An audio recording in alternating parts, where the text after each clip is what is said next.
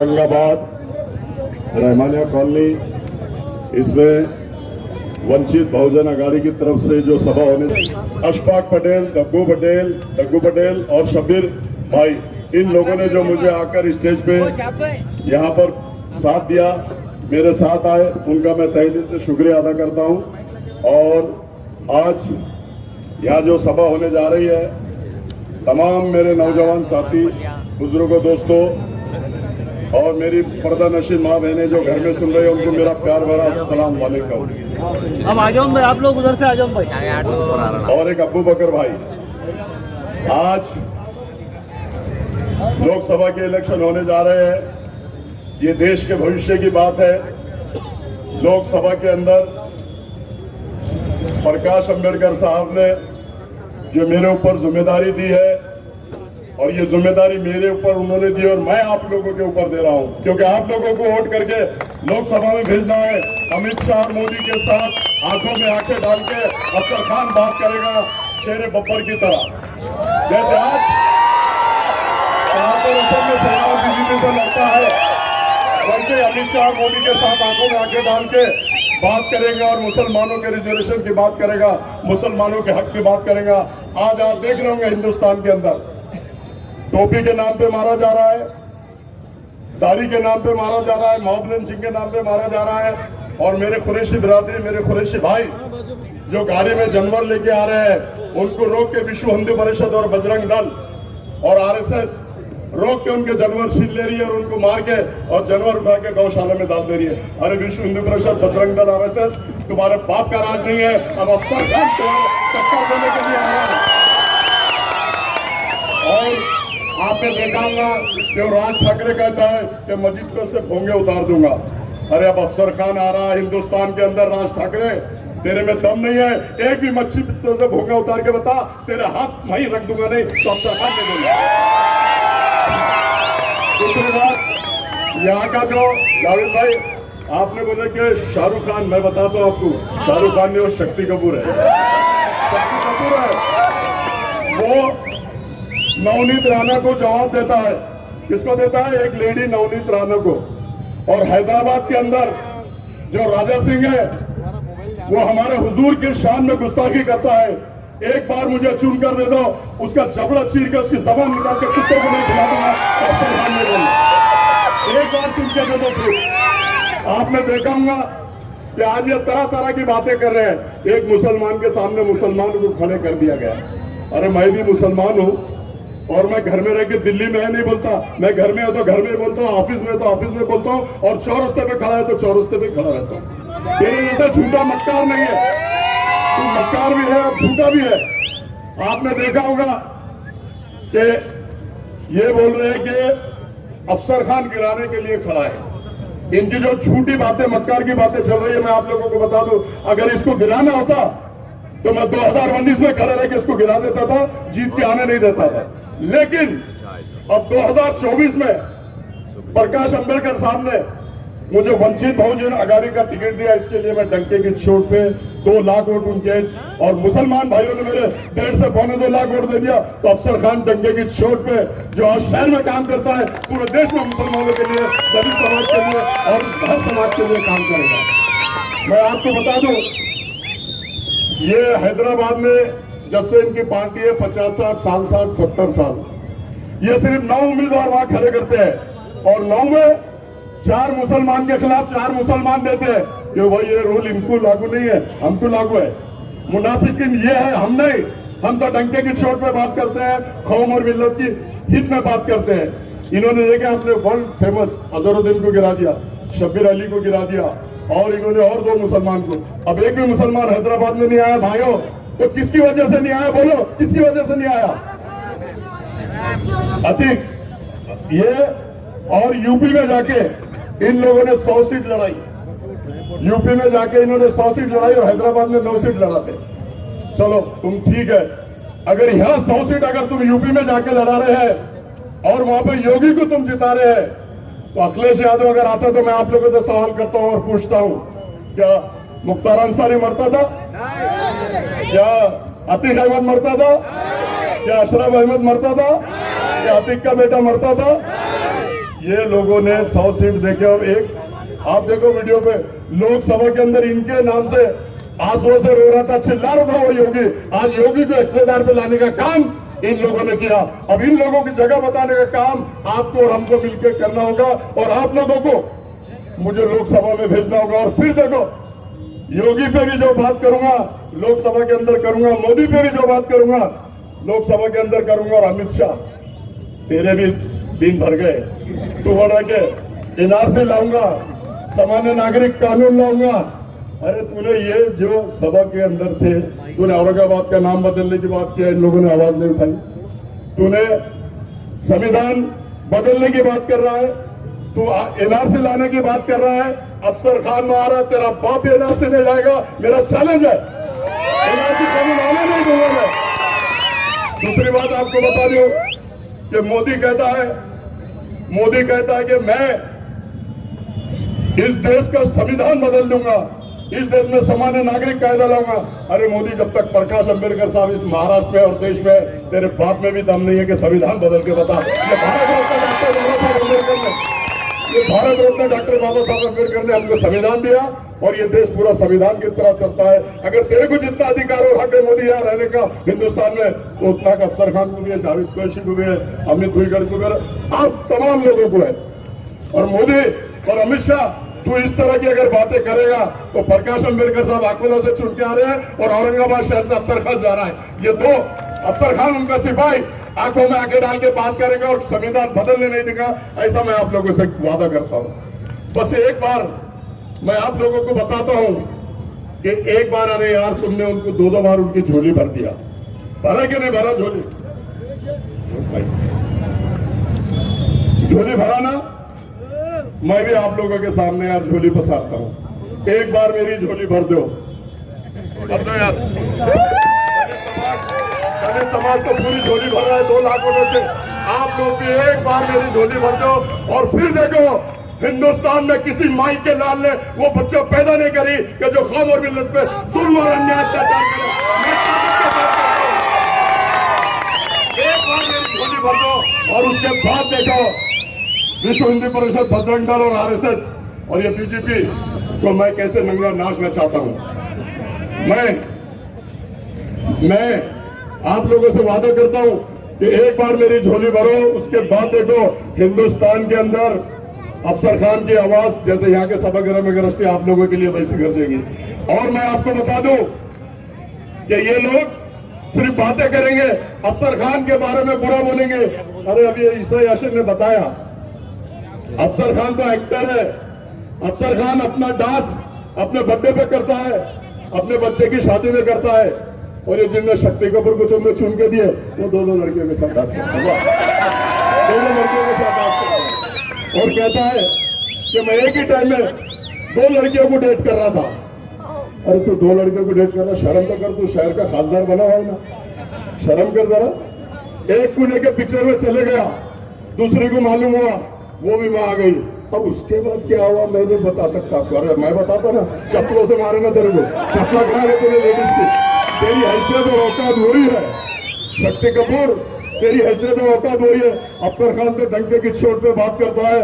और जब किरारपुर में जब दंगल होने के बाद में तू बोल रहा था कि तुमने गलत काम किया, इन पे कॉमिंग ऑपरेशन करो, कड़क कार्रवाई करो, इनको बचाने के लिए कोई आएगा नहीं।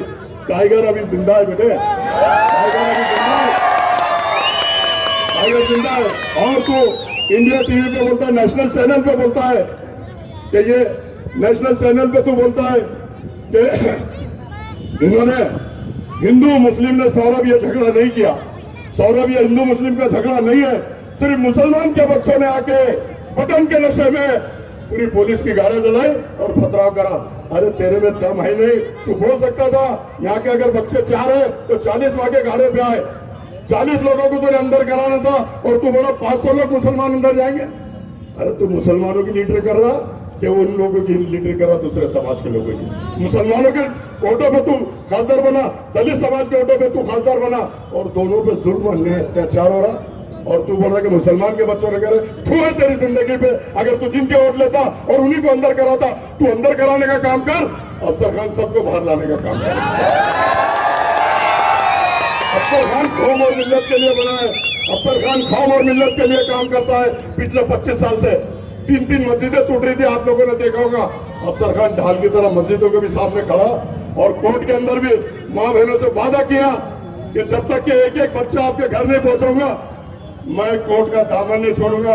और अल्लाह के फजलो करम से ये तो बड़ा था 6 महीने छूटेंगे नहीं, ऐसी कल में लगी हुई है। अल्लाह के फजलो करम से अल्लाह ने सुना, अफसर का दिल जानता और अल्लाह जानता। 1 महीने के अंदर से बात हुआ, 1 महीने में अल्लाह ने बोला। रमजान के महीने में मेरी माँ बहनें रो रही थी, चक्कर खा के गिर रही थी, तब तू कहाँ बैठा था? टेरिस पे पार्टियां कर रहा था। तू इनके ऊपर सुन के आया, उनका अध्यक्ष बोला कि मुंबई में एंजॉय करो, फालूदा पियो। वाह भाई वाह, माँ बहने चक्कर खा के गिर रही और तुम फालूदे पी रहे और एंजॉय कर रहे। और हयात लेके चलो, हयात लेके चलो, कायनात लेके चलो। चलो तो प्रकाश अम्बेडकर साहब, खाली कौम और दलित समाज और पूरे देश को साथ में लेके चलो। अल्लाह हाफिज, खुदा हाफिज। 3 तारीख को, 13 तारीख को मेरी निशानी है गैस सिलेंडर। आप लोगों को फजर पढ़ना है, अल्लाह का नाम लेना है, बिस्मिल्लाह बोलना है और 4 नंबर बटन ऐसा दबाओ, एक एक बटन दबेगा तो उनके मुंह पे अफसर खान जाके चूता मारेगा। ऐसा मैं कहता हूँ, एक एक बटन दबाओ। बटन नंबर 4, बटन नंबर 4 इतनी ताकत से दबाओ कि उनके मुंह पे एक एक चूता अफसर खान जाके मारेगा। ऐसा मैं कहता हूँ। अल्लाह हाफिज, खुदा हाफिज। अस्सलाम वालेकुम। स्टेज पे तशरीफ फरमा औरंगाबाद वंचित बहुजन आघाड़ी के जिला सदर वाली जनाब योगेश भाऊ, मराठवाड़ा के सेक्रेटरी तैयब जफर साहब, औरंगाबाद वंचित बहुजन आघाड़ी के युवा अध्यक्ष, युवा जिला अध्यक्ष सतीश भाऊ, महाराष्ट्र के जिम्मेदार अमित बुईगढ़ साहब, मेरे साथी दोस्त पूर्व मतदार संघ के सदर मदीन पटेल साहब, यूनुस भाई, असलम भाई, शब्बीर भाई, मोहतरम बुजुर्गों, अजीज तरीन साथियों, 5 साल कैसे गुजर गए समझ में नहीं आया और पार्लियामेंट का इलेक्शन फिर हमारे सर पे है। पार्लियामेंट के हमारे मुसलमानों के मसाइल जहां थे वहां खड़े हैं, वो मसाइल में कहीं कमी नहीं हुई है। ये सारे वाक़यात हैं, आने वाले वक्त में मुसलमानों पे और क्या आजमाइश आएंगी, क्या हमारे अकायद के जो मसाइल है वो हल होंगे, हमारे बुजुर्गान दीन की बेहुरमती जो करने वाले लोग हैं वो क्या कम होंगे, क्या नबी करीम सल्लल्लाहु अलैहि वसल्लम की शान में जो गुस्ताखियाँ चालू है वो क्या कम होंगी, क्या हमारे पे मॉब लिंचिंग के मामला कम होंगे, क्या हमारे साथ इनकाउंटर होने वाले वो इनकाउंटर कम होंगे, या हमारे साथ हमारे खाने पीने के मसाइल पे जो रोक टोक लगाई है वो मसाइल हमारे कम होंगे। ये सारी एक बड़ी लंबी चौड़ी लिस्ट है। जो मदारिस के ऊपर अभी हमले हो रहे हैं क्या वो कम होंगे? तो ये सारे एक लंबी चौड़ी लिस्ट है जो मुसलमानों के मसाइल हैं उसके साथ। तो ये सारे मसाइल का हल जो है वो पार्लियामेंट का इलेक्शन, और पार्लियामेंट के इलेक्शन में पिछले वक्त में जो लोगों को हमने यहाँ से चुना के दिया था या पार्लियामेंट में उन्होंने हमारी नुमाइंदगी का हक अदा किया या नहीं किया, औरंगाबाद के जो ज़मीनी मसाइल थे उन ज़मीनी मसाइलों का उन्होंने हक अदा किया या नहीं किया, ये सारी बातें हैं, ये सारी बातें कहना है। इसलिए शायर ने कहा था कि अमीर शहर से तकरार करके देखते हैं, अमीर शहर से तकरार करके देखते हैं, खिराज देने से इनकार करके देखते हैं। ये रहनुमा तो जागने से नहीं जागे, चलो अवाम को बेदार करके देखते हैं। तो अजीज तरीन साथियों, हम आप लोगों को बेदार करने के लिए आए हैं कि जो माजी में हमसे गलतियां हुई है क्या वो गलतियों को हम यहाँ पर दोहराएंगे या उसको हम सुधारेंगे।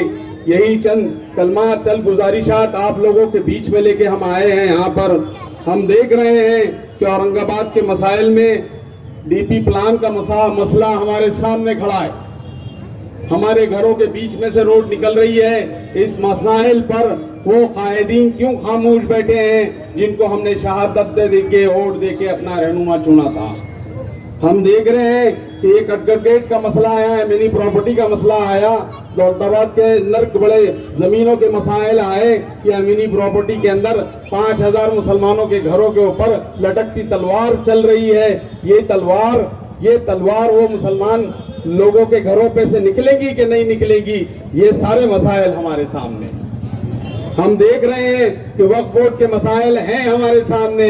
वक्फ बोर्ड के member automatically member of parliament और मेंबर ऑफ असेंबली होते हैं। उन्होंने वो वक्फ बोर्ड के मसाइल में गरीब मुसलमानों को क्या दिया, ये सारे मसाइल हमको देखने के।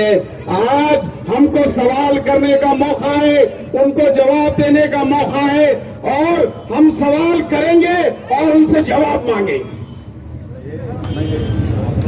कि हमारे मसाइल थे तो हल हुए या नहीं हुए। पिछली वक्तों में हमने देखा कि वक्त की जमीनें जो थी उसमें कुछ पंचक्की के सामने एक कॉलोनी बनी हुई, अफसर खान के वार्ड में आती है, वहां पर गरीब मुसलमानों को प्लॉट देके घर बनाया गया। तो ऐसी कितनी वक्फ बोर्ड की जमीनें हैं, उन पे गरीबों को बसाया गया या नहीं बसाया गया। और ये अमीर मुसलमानों ने अपनी जायदाद वक्फ को जो दी थी वो इसलिए दी थी कि गरीब मुसलमान जो अपना घर नहीं बना सकता था वो वक्फ बोर्ड पे अपना घर बनाए। बहुत सारा पानी दो।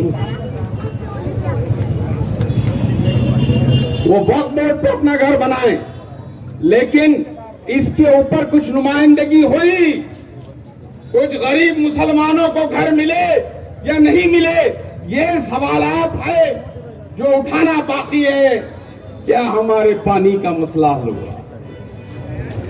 10 साल जिन कायदीन को हमने गले से लगाया, 10 साल जिनके ऊपर हमने मोहब्बतें निछार की, क्या वो हमारे पानी के मसाइल भी हल कर सके?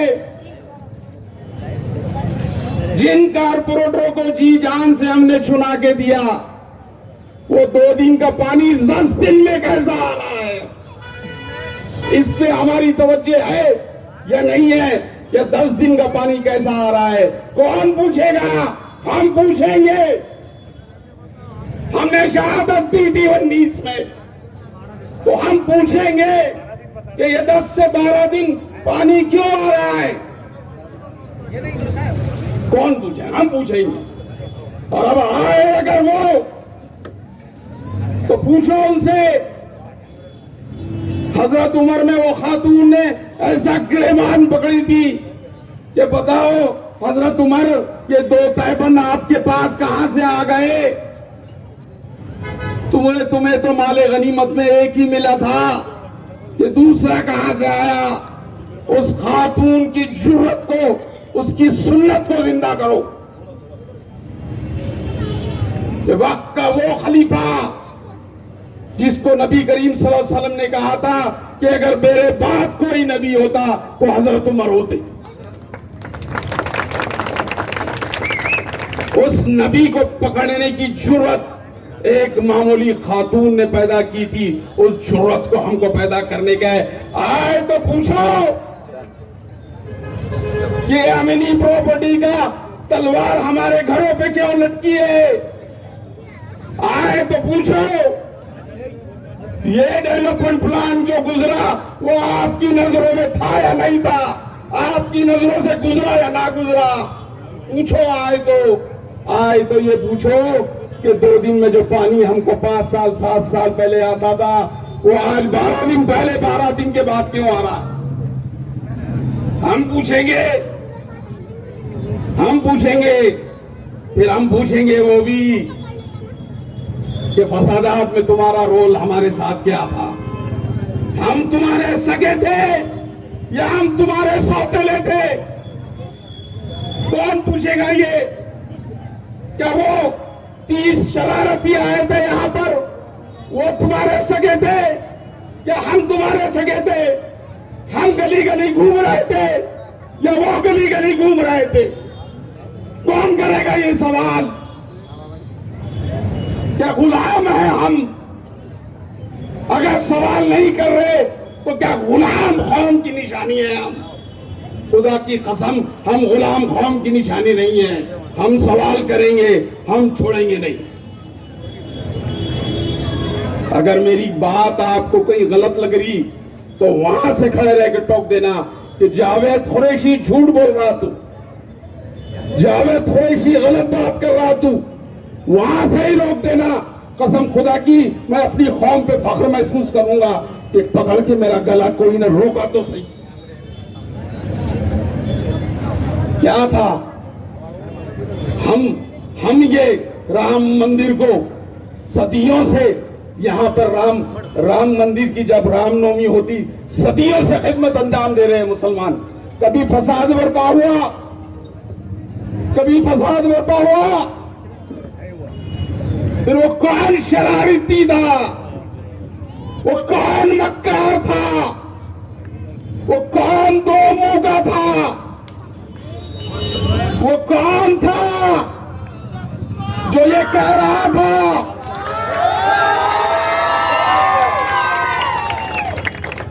कौन था वो कह रहा था कि जाओ नहीं तो तुम्हारे महलों का कुंभिंग ऑपरेशन कर दूंगा?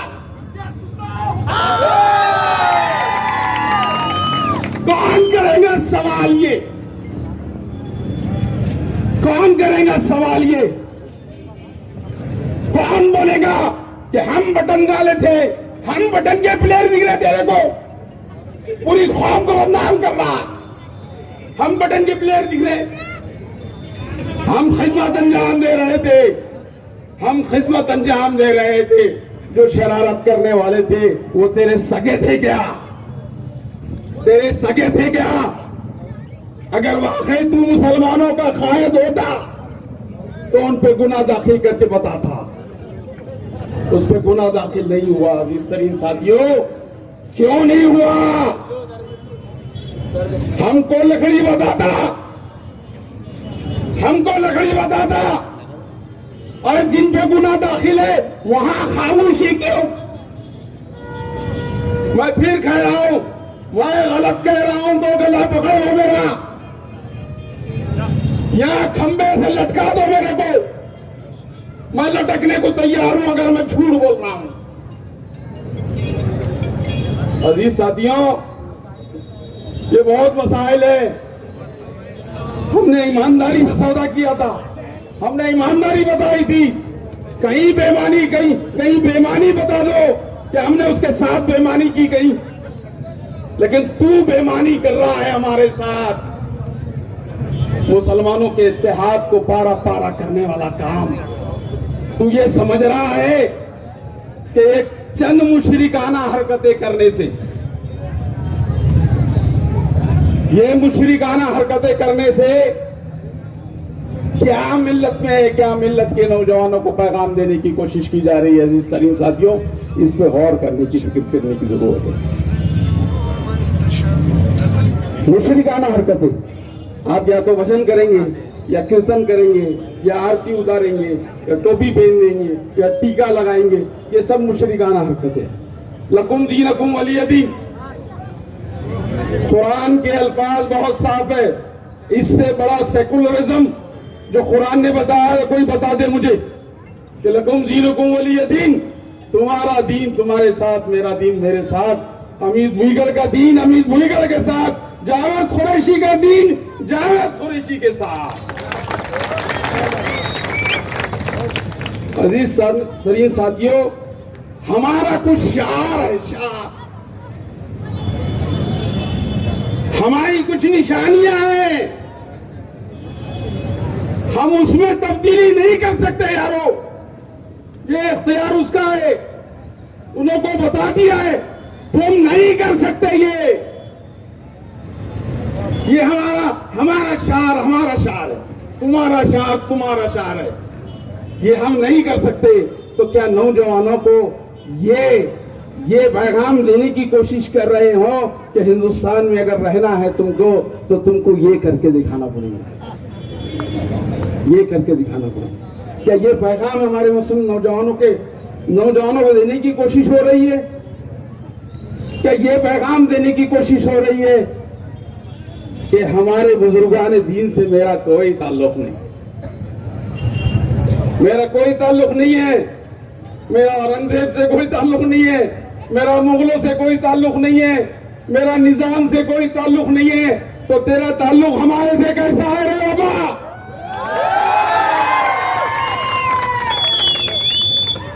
हमारे से तेरा ताल्लुक कैसा है फिर? तो किधर का नुत्फा है फिर? किधर का? हमारा नहीं है तो फिर किधर का? तू अगर ये समझता है कि हमारे बुजुर्गान दीन से हम रगबत का मुजाहरा नहीं है तेरा, मैं मोकला है, मेरा जो है औरंगजेब रहमतुल्लाह अलैह से कोई ताल्लुक नहीं है, कोई ताल्लुक नहीं है, तो फिर किससे ताल्लुक है आपका?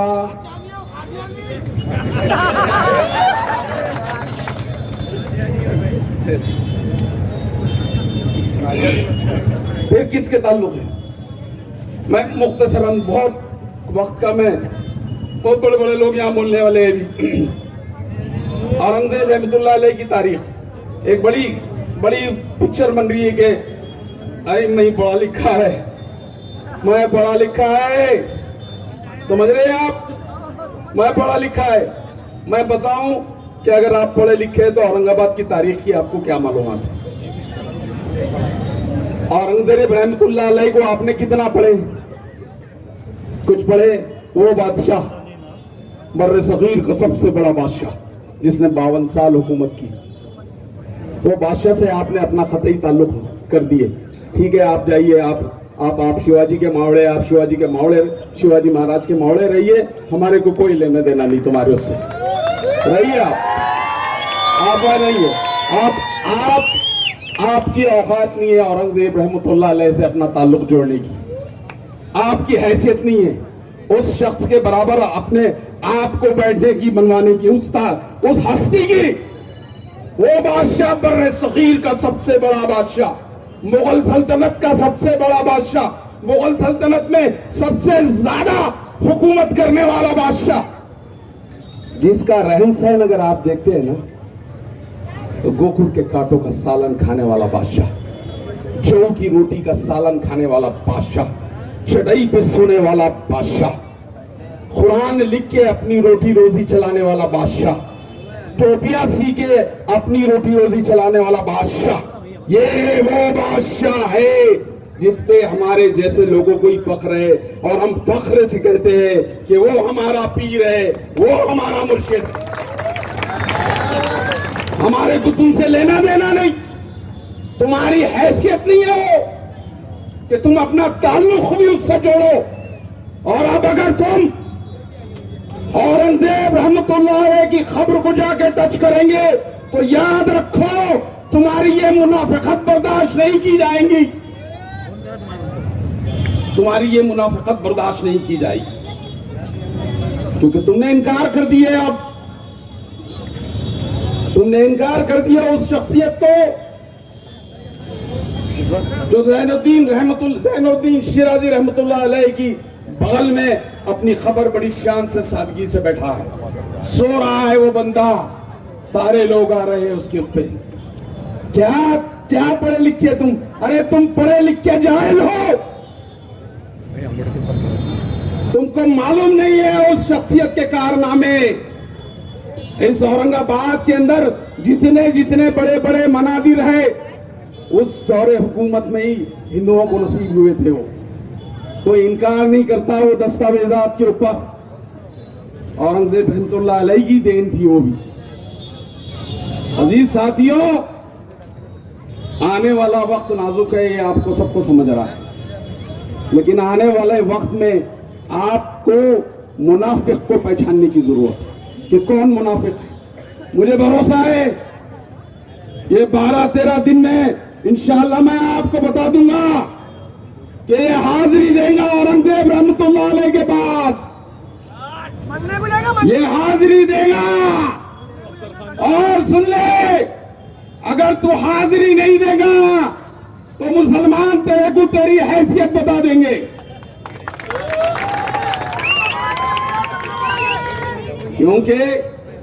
क्योंकि हमारे कायदीन के अंदर जब मुसलमानों पे, जैसा अमित भुईगढ़ साहब ने बताया है कि मुसलमानों पे जब स्टेटस रखने के ऊपर जब आप गुना दाखिल कर रहे थे, तो उस वक्त प्रकाश अंबेडकर साहब औरंगजेब रहमतुल्लाह अलैह की मजार पे जाके जियारत कर रहे थे और वहां से वो स्टेटस रखने पे से गुना दाखिल होना बंद हो गया।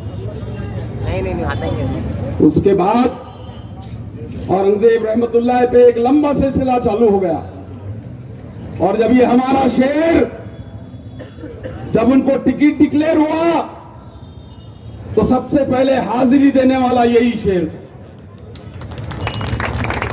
अफसर खान ने भी वहां पर हाजिरी दी है इसलिए कि हम मुनाफिक नहीं हैं, हम हमारे आबा अजदाद की, हमारे बादशाहों की, सबकी ताजीम करना जानते हैं।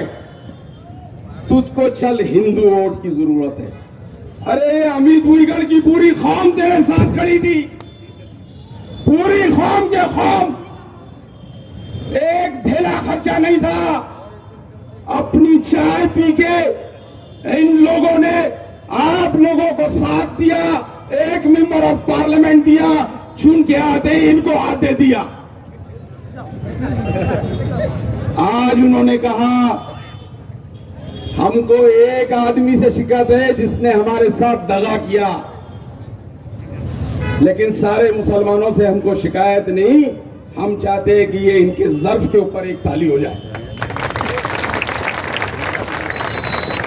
ये इतने बड़े ज़र्फ की बात उन्होंने कह दी कि मुसलमानों ने हमको धोखा नहीं दिया।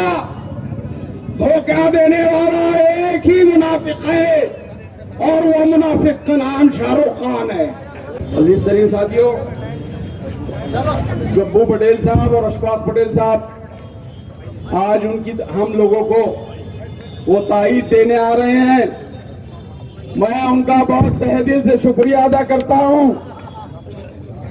कि वो वंचित बहुजन अघाड़ी के उम्मीदवार अशफाक खान को अपनी भरपूर ताईदों से नवाज रहे हैं। अफसर खान, अजीज तरीन साथियों, बड़ी तादाद में हमारा अफसर खान साहब का यहाँ पर इस्तकबाल हो रहा है और वो उनकी तारीफ करना चाह रहे हैं। मैं अपनी बात के आखिरी लम्हे में हूँ, खत्म करके अपनी जगह ले लूंगा, लेकिन अजीज तरीन साथियों, ये बात भी उतनी सही। अजीज तरीन साथियों, वक्त वही है, वक्त वही है, हालात वही है। जो 19 के हालात से 24 के हालात बेहतर है। दो कौमों ने एक मुसलमान मेंबर ऑफ पार्लियामेंट बनाया था। आज फिर वही वक्त है कि ये दो कौमें एक जगह हैं।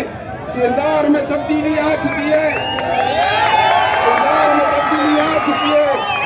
मैं अपनी जगह लेता हूं इस शेर के साथ, मैं अपनी जगह लेता हूं और ये शेर उन लोगों के नजर करता हूं कि वो अपने होश के नाखून ले।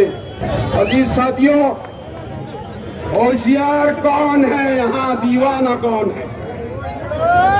होशियार कौन है यहाँ, दीवाना कौन है? कौम पे मर मिटने को तैयार कौन है? ये मरहला भी आएगा एक दिन, ये मरहला भी आएगा एक रोज दिन देखना, तारीख खुद बताएगी गद्दार कौन है, गद्दार कौन है। खुदा हाफिज़। बिस्मिल्लाहिर्रहमानिर्रहीम, बिस्मिल्लाहिर्रहमानिर्रहीम। यहाँ मौजूद सभी लोगों को और स्टेज पर बैठे हमारे अफसर खान साहब, जावेद कुरैशी साहब, अमित भाई, योगेश भाई, मनोज भाई, हमारे सतीश भाई और स्टेज पर बैठे हुए सभी को मैं जो है तो सलाम करता हूँ। और मैं ये कहना चाहता हूँ कि इलेक्शन का माहौल शुरू हो चुका है। हमारे मुखालिफिन अलग अलग तरीके से जो है तो अफसर खान साहब को बदनाम करने की कोशिश कर रहे हैं। उनके ऊपर डकैती के केस और गुंडे अफसर खान, उनके ऊपर जो है तो दारू की दुकानें फोड़ने का केस और गुंडे अफसर खान को साबित करना चाह रहे हैं। वो इतने परेशान हो चुके हैं कि उनके पैर के नीचे तो जमीन निकल चुकी है। औरंगाबाद के गयूर मुसलमानों ने उन्हें 10 साल का जो है तो इस्तेदार दिया उन्हें पहले जो है तो इम्तियाज जलील को आमदार बनाया, बगैर पैसों के बनाया, ज़कात खैरात चंदे के पैसे उनको देके उनको आमदार बनाया, उसके बाद उनको खासदार बनाया। ये यहाँ के किराड़पुरा और बाईजीपुरे के लोगों का सबसे ज्यादा मेहनत थी। मैंने भी 19 का आमदार का इलेक्शन लड़ा, मुझे मालूम है यहाँ के लोग कितने जज्बाती है, और यहाँ के लोगों ने अपने जेब के पैसे लगाकर उनको जो है तो चुना के दिया। उसके बाद उन्होंने जब कौम को जरूरत पड़ी, जब कौम पे आफत आई, जब कौम पे मुसीबत आई, पुलिस ने बेतहाशा जुल्म किया, यहाँ पे लाठीचार्ज हुई और जो है तो गाड़ियां जलाई गई। गाड़ियां किसने जलाई किसी को नहीं मालूम। इम्तियाज जलील ने यहाँ के नौजवान मुसलमानों पे इल्जाम रखा, जो कि यहाँ के गैर मुस्लिम, जबकि एफआईआर के अंदर ये नाम था कि 2 गुटों में झगड़ा है, हिंदू और मुसलमान, तो एक भी हिंदू को जो है तो अरेस्ट नहीं किया गया। इम्तियाज जलील के एक स्टेटमेंट से पूरे कौम के नौजवानों पे आफत आई। उस वक्त पे उनका ये स्टेटमेंट था कि जो है तो यहाँ पे कोई आगे नहीं आएगा, तुमने अपनी जिंदगी खराब कर ली, तुमने गलतियां की, तुमने पुलिस पे हमला किया। पुलिस ने 2 करोड़ को गवर्नमेंट का नुकसान बताया। उस हिसाब से जो है तो जो कानून के जानने वाले हैं, जो बड़े बड़े वकला है, जो बड़े बड़े इस सियासत जानदार थे, उन्होंने ये बताया था कि कम से कम 6 महीने बच्चे बाहर नहीं आएंगे। मगर अल्लाह ने किस गरीब माँ बहनों की दुआ को कबूल किया और अफसर खान को जो है तो वहां पे लाके खड़ा किया। हर मुसीबत में अफसर खान ने जो तो सफ़े अव्वल में मुसलमानों के वास्ते खड़े हुए। आज से नहीं, 30 साल से 25 साल से वो काम कर रहे हैं। आज सोशल मीडिया का दौर है, इसलिए हर बात मालूम पड़ रही है। मैं जो है तो ये बताना चाहूंगा कि जब सोशल मीडिया का दौर नहीं था, अफसर खान ने उस वक्त से मस्जिदों के लिए, दरगाहों के लिए और कौम के लिए हमेशा सफ़े अव्वल में रहे। आज जो है तो उनको बदनाम किया जा रहा है, उनके ऊपर 25-25 के उनके कारपोरेटर जो है तो औरतों को नंगे कर रहे हैं और अफसर खान गुंडा है। उनके कारपोरेटर औरतों को नंगी वीडियो बना के वायरल कर रहे हैं, उनको ब्लैकमेल कर रहे हैं और अफसर खान गुंडा है। अरे ये कहाँ का इंसाफ है भाई, ये कहाँ का इंसाफ है। उनको इख्तियार में देने के बाद उन्होंने जो है तो मुसलमानों को नुकसान के सिवा कुछ नहीं दिया। उनको इख्तियार में देने के बाद उन्होंने मुसलमानों को तकलीफ और आंसुओं के सिवा कुछ नहीं दिया। मुसलमानों को डेवलपमेंट नहीं चाहिए, उनको सिर्फ दवाखाने और कोर्ट और पुलिस स्टेशन में काम आ जाओ, वो तुम्हें दुआओं से नवाजते हैं। आज जो है तो अफसर खान गली से दिल्ली के नेता बन चुके हैं। ये सिर्फ यहाँ की माँ बहनों की दुआओं का नतीजा है और उन नौजवानों की दुआओं का नतीजा है जो जेलों में रमजान के अंदर तड़प तड़प के अपने घर वालों के लिए रो रहे थे, आंसू बहा रहे थे, और उनकी माँ बहनें कोर्ट के अंदर बेहोश हो रही थी रोजे की हालत में। तो क्या हमारा ज़मीर इतना मर चुका है कि उनकी दुआओं को और उनके तकलीफों को समझने वाले अफसर खान के साथ न दे? क्या एमआईएम ने जो है तो यहाँ का ठेका ले रखी है? अब 2 बार उनको इख्तियार में दे चुके हैं, अब उनको बाय बाय करने का टाइम आ चुका है। यहाँ बोलने वाले बहुत सारे लोग हैं, मैं जो है तो सबसे ये इल्तिजा करूंगा कि जो है तो अल्लाह के वास्ते, अल्लाह के रसूल के वास्ते जो है तो आने वाली 13 तारीख को वंचित बहुजन आघाड़ी के अतिबुद्ध उम्मीदवार अफसर खान साहब को गैस सिलेंडर के 4 नंबर को बटन दबा के इनको जो है तो अपने को दिल्ली पहुंचाना है इंशाअल्लाह। अल्लाह हाफिज। अस्सलाम वालेकुम वरहमतुल्लाहि वबरकातुहू। अजीज़ान मिल्लत इस्लामिया, शहर औरंगाबाद के बाज़ौक़ लोग, बाफ़िक्र लोग तो ये जानते हैं कि इन दिनों लोकसभा का चुनाव शुरू हो चुका है। हम सियासी प्रतिक्रिया के बीच में आ चुके हैं। वंचित बहुजन आघाड़ी की जानिब से आज हमारे अपने शहर, हमारे अपने महल्ले में वंचित बहुजन आघाड़ी का ये सभा ये ऐलान करती है कि आने वाले दिनों में जो लोकसभा के चुनाव होना है, उन लोकसभा के चुनाव को एज अ मुस्लिम हमको किस नजरिए से देखना चाहिए और हमें इस चुनाव को किस नजरिए से देखना चाहिए और किन मुद्दों को हमको इन चुनाव के अंदर सामने रखना चाहिए, क्योंकि चुनाव यकीनन एक दिन में खत्म होता है, लेकिन चुनाव के असरात 5 साल तक हम पे पड़ते रहते हैं। वंचित बहुजन आघाड़ी के लाड़के नेता अली जनाब अमित भाऊ भुईगढ़ हमारे बीच में आ चुके हैं। मैं अमित भाऊ का इस्तकबाल करता हूं।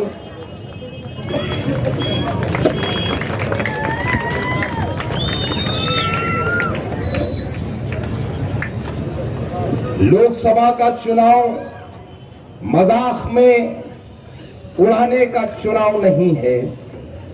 लोकसभा का चुनाव ये तय करेगा कि आने वाले दिनों की हुकूमत हम पे क्या कानून लागू करेगी, आने वाली हुकूमत संविधान के अंदर क्या बदलाव करेगी और क्या बदलाव नहीं करेगी। क्योंकि जो हुकूमत इन दिनों हिंदुस्तान पे काबिज है, उसने जो भी कानून बनाया वो हिंदुस्तान की जनता के मुखालिफ में रहा। जनता उसके कानून के मद्दे मुकाबिल सड़कों पर उतरी। किसानों के लिए कानून बने, किसान सड़कों पर उतरा कि ये कानून हमें मंजूर नहीं है, लेकिन सरकार की तरफ से ये जताने की, ये बताने की कोशिश की गई कि ये कानून किसानों के हक में है, जबकि किसानों ने उन कानूनों को मानने से इनकार किया और सड़कों पर उतरे। मुसलमानों के सिलसिले में 3 तलाक का कानून पास किया गया। मुसलमान सड़कों पर उतरा, ये बताया कि ये कानून हमें मंजूर नहीं, ये कानून हमारे हक में नहीं, ये कानून शरीयत के अंदर खिलाफ वर्जी पैदा करता है, लेकिन ये हुकूमत मानने को तैयार नहीं और उन्होंने हम पर यह कानून को थोपा 3 तलाक का।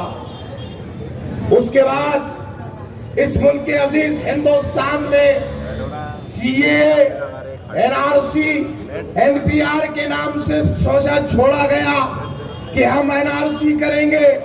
जिस मुल्क के अंदर आपको सेंसेक्स करना चाहिए था, जिस मुल्क के अंदर आपको पॉपुलेशन की गिनती करनी चाहिए थी, जिस मुल्क के अंदर आपको हर 10 साल में सेंसेक्स करना जरूरी था, उस मुल्क में आपने पिछले 15 सालों में सेंसेक्स नहीं किया, लेकिन एक शोशा जरूर छोड़ा कि हम सीएए, एनआरसी और एनपीआर लेकर आएंगे और हम बताएंगे, हम कागज मांगेंगे कि बताओ तुम हिंदुस्तानी हो कि नहीं हो। इस कानून को मानने से इस देश के लोगों ने मना किया, हुकूमत मानने को तैयार नहीं। और जो है तो फिर हमारे लोग सड़कों पर उतरे, गली से लेकर दिल्ली तक शाहीन बाग के नाम पर हमारी बहनें, हमारी माएं सड़कों पर सर्द रातों में बैठी रही, लेकिन इस जालिम हुकूमत पर, इस जालिम हुकूमत की कान पर जू तक नहीं रहेंगी। इलेक्शन शुरू होने से कब यूसीसी का अनाउंसमेंट होता है, देश मुखालिफ में है, देश कहता है हमें यूसीसी नहीं चाहिए, लेकिन हुकूमत अपनी आदत खराब होने की वजह से जनता की सुनने को तैयार नहीं और वो जबरदस्ती हम पे यूसीसी लागू करने पर लगी हुई है। इन तमाम मुद्दों को याद दिलाने की वजह क्या है? क्योंकि इन तमाम मुद्दों में हमें देखना होगा कि इन तमाम मुद्दों के सिलसिले में हमारे कंधे से कंधा लगाकर कौन खड़ा था। हमें देखना होगा कि आने वाले 5 सालों में हमारी नुमाइंदगी लोकसभा के अंदर किसने करनी चाहिए। हम पर इमोशनल अत्याचार हो सकते हैं, हमें सेंट्रल का खौफ दिखाया जा सकता है, लेकिन मैं मुसलमानों से कहता हूं कि मुसलमान बाज़ौक़ कौम होती है, और अगर बाज़र्फ और बाज़ौक़ कौम ही बगैर सोचे वोट दे, सिर्फ जज्बात में आकर, तो उस कौम को अपने गिरेबान में झांकने की जरूरत है कि हमारे खिलाफ कानून क्यों पास होते हैं। हम अपनी हुकूमतें तय नहीं कर पा रहे। किसी ने क्या खूब कहा, सबब तलाश करो अपने हार जाने का, सबब तलाश करो अपने हार जाने का, किसी के जीत पे रोने से कुछ नहीं होगा। हम लोग किसी के जीत पे रो रहे कि 10 साल हो गए बीजेपी की हुकूमत सत्ता में बैठी हुई है, लेकिन हम ये नहीं सोच रहे कि क्यों 10 साल होने के बावजूद भी बीजेपी की हुकूमत सत्ता में बैठी हुई है। इस मुल्क के अंदर हमारी तादाद 15 से 20% है और इलेक्शन का रिजल्ट 35 से 40% में तय होता है, यानी कि हमारे वोट आधा रिजल्ट तय करते हैं कि हम आने वाले दिनों में क्या होगा। लेकिन 20% हम होने के बावजूद हमारे खिलाफ की सरकारें किस तरह सरकारों में बैठ जाती है और हमारे खिलाफ प्रोपेगेंडे चलाए जाते हैं, इस बात के ऊपर हमको सोचने की जरूरत है। बात कर रहा था मुल्क के अंदर के मुद्दों की और ये याद दिलाना चाह रहा था कि आप तमाम के इन मुद्दों में आपके कंधे से कंधा लगाकर आपके हर दुख में, हर सुख में, हर मोड़ पर अगर कोई शख्सियत आपके साथ खड़ी थी तो आदरणीय प्रकाश अंबेडकर की थी। सीएए का मसला आया, आदरणीय बाला साहब ने बंबई को बंद कर दिया। एनआरसी के वक्त बंबई बंद की गई और पूरे मुल्क के अजीज हिंदुस्तान के अंदर जब आकाए नामदार हजरत मोहम्मद सल्लल्लाहु अलैहि वसल्लम की शान में गुस्ताखियां की जा रही थी, तब अगर किसी ने इस महाराष्ट्र की विधानसभा में एक बिल पेश किया पैगंबर मोहम्मद बिल के नाम से, तो उस शख्सियत का नाम भी आदरणीय प्रकाश अंबेडकर था। अब ये रहने एक मुद्दा जो शहर औरंगाबाद में खास कर प्री प्लानिंग के साथ व्हाट्सएप यूनिवर्सिटी के जरिए ये फैलाया जा रहा है कि शहर औरंगाबाद में मुसलमान के विरोध में बाला साहब ने मुसलमान को दे दिया। तो मैं मुसलमानों के इस मजमे में आप तमाम को ये याद दिलाता चलूं कि इस महाराष्ट्र की 48 सीटों पर न एनसीपी, न कांग्रेस, न शिवसेना, न दिगर किसी पार्टी की हिम्मत हो सकी कि वो एक मुसलमान कैंडिडेट कहीं से खड़ा कर दे। लेकिन एकमात्र वंचित बहुजन अघाड़ी है जिसने अफसर खान साहब को मिलाकर इस महाराष्ट्र की 48 सीटों में से 7 सीट मुसलमानों को दी है। रही बात औरंगाबाद की, तो औरंगाबाद में मौजूदा खासदार को खासदार बनाने वाले अगर कोई लोग थे तो वो वंचित बहुजन अघाड़ी के लोग थे। मौजूदा खासदार को कुर्सी पर बिठाने वाले अगर कोई लोग थे तो वो वंचित बहुजन अघाड़ी के लोग थे। और जो ये कह रहे हैं कि वंचित बहुजन अघाड़ी ने समर्थन देना चाहिए था, मैं ये आज इस मुसलमानों के मंच से ऐलान करता हूं कि ये आपका अखलाकी फर्ज बनता है कि पिछली बार वंचित बहुजन अघाड़ी ने आपको कुर्सी सजा कर दी थी, इस बार आपका अखलाकी फर्ज बनता है कि आप वंचित बहुजन अघाड़ी को कुर्सी सजा कर दें। महज प्रोपेगेंडों की सियासत से कुछ नहीं होने वाला, महज प्रोपेगेंडों की सियासत से कुछ नहीं बदलने वाला। इस किराड़पुरे ने वो काली रातें देखी है जब मुसलमान बच्चे रमजान के महीने के अंदर जेलों में भर दिए जा रहे थे, तब आपके कंधे से कंधा लगाकर अगर कोई खड़ा था तो वो अफसर खान की शख्सियत थी।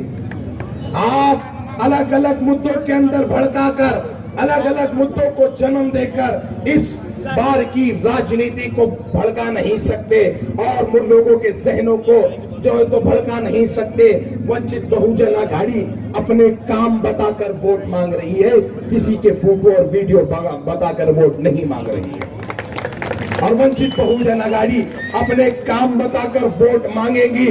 वंचित बहुजन अघाड़ी का मैनिफेस्टो उठाकर पढ़ो, मुसलमानों के लिए 9 से 10 मुद्दे बाला साहब ने ऐसे मांगे हैं जो आज की हुकूमत अपने जहन में भी नहीं लाना चाहती।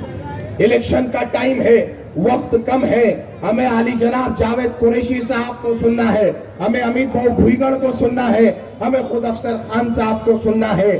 चूंकि हमारी जिम्मेदारी है कि हम पक्ष की तरफ से आप तमाम के बीच में बात रखें। मैंने अपनी बात को रखा और आप तमाम को ये ऐलान करता हुआ ये बताता चलूं कि आने वाली 13 तारीख को अगर हमारा वोट कहीं जाए तो वो निशानी गैस सिलेंडर की होना चाहिए, बटन नंबर 4 होना चाहिए और कैंडिडेट अफसर खान होना चाहिए।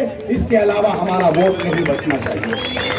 मैं ज्यादा कुछ नहीं कहता, मेरे महल्ले के लोगों को सलाम पेश करता हूं, जिसने अलग अलग तरीकों से इस महल्ले के अंदर विवाद को देखा, इस महल्ले को भड़काने की कोशिश की गई, लेकिन आप लोगों का ज़र्फ था, आपने बाज़र्फ होकर उन हमलों को सहन किया। आपके ऊपर कॉम्बिंग ऑपरेशन चलाए गए, लेकिन आपने बर्दाश्त किया गया।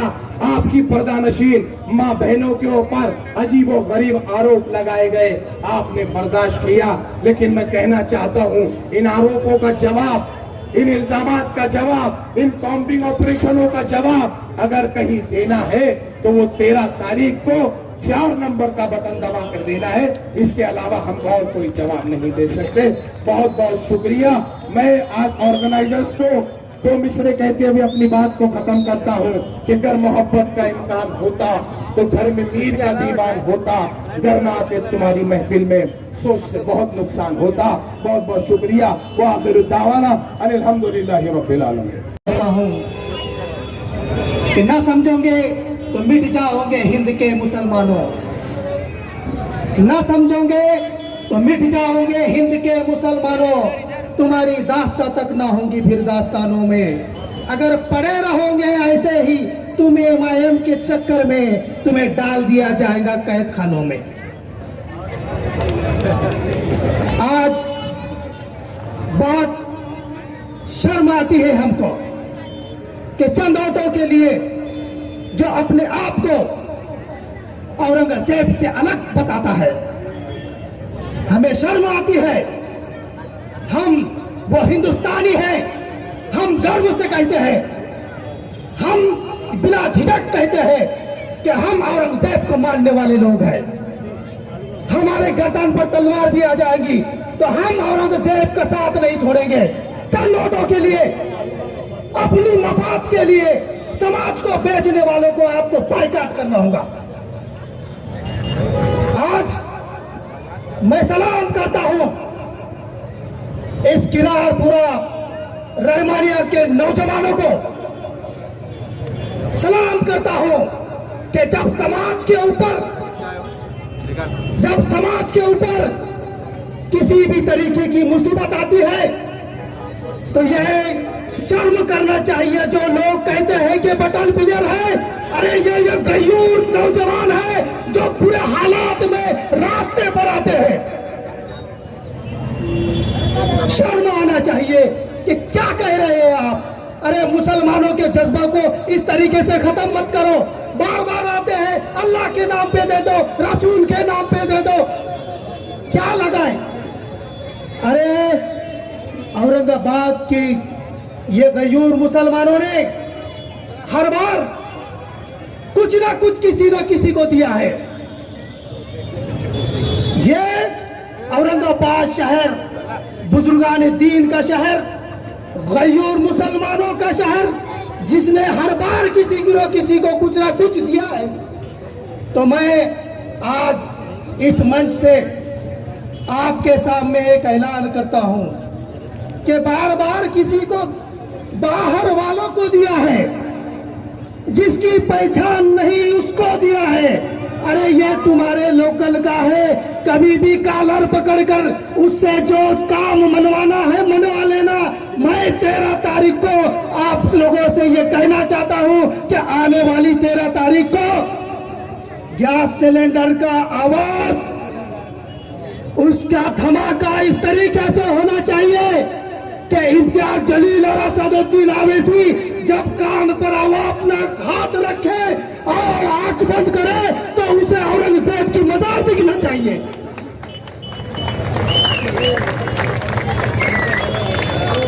हम औरंगाबाद के गयूर मुसलमान हैं।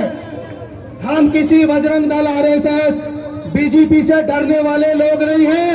अरे चंद वोटों के खातिर तुम उस बुजुर्गान दीन को कहते हैं कि गेले मिले पढ़ ले।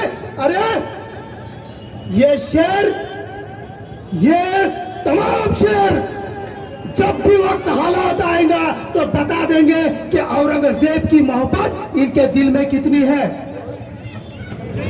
मैं ज्यादा ना कुछ कहते हुए सिर्फ एक बात कहूंगा कि आने वाली 13 तारीख को अफसर खान साहब को बहुमत से जिताइए और अपना जो हक का जिम्मेदार है उसे हक देने का काम कीजिए। अल्लाह हाफिज।